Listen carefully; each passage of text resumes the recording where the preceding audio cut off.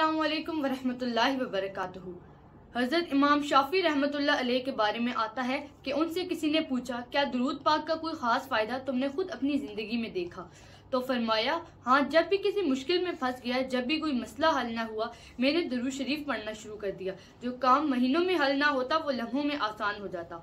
फरमाया, दुरूद पाक ऐसा दरवाजा है जो बंद हो ही नहीं सकता, और जो इस दरवाजे पर दस्तक दे उसे खाली नहीं लौटाया जाता। तो बस मुश्किल हो या आसानी, दुरूद पाक मत छोड़ो। ये दिल के बंद दरवाजे खोलता है, किस्मत के रास्ते बनाता है, और नबी पाक सल्लल्लाहु अलैहि वसल्लम की कुर्बत अता करता है। एक शख्स हर दिन 1000 बार दुरूद पाक पढ़ा करता था। कई साल गुजर गए मगर कोई खास रूहानी कैफियत ना मिली। दिल में सवाल पैदा हुआ, क्या मेरा दुरूद कबूल भी होता है?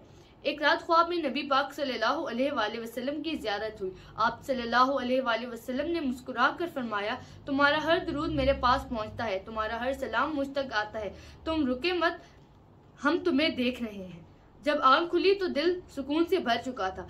यकीन कायम हो गया कि दुरूद पाक कभी रायगा नहीं जाता, चाहे नजर न आए, लेकिन दियारे मुस्तफ़ा सल्लल्लाहु अलैहि वसल्लम में पहुंचता जरूर है। बहुत शुक्रिया। अल्लाह हाफ़िज़।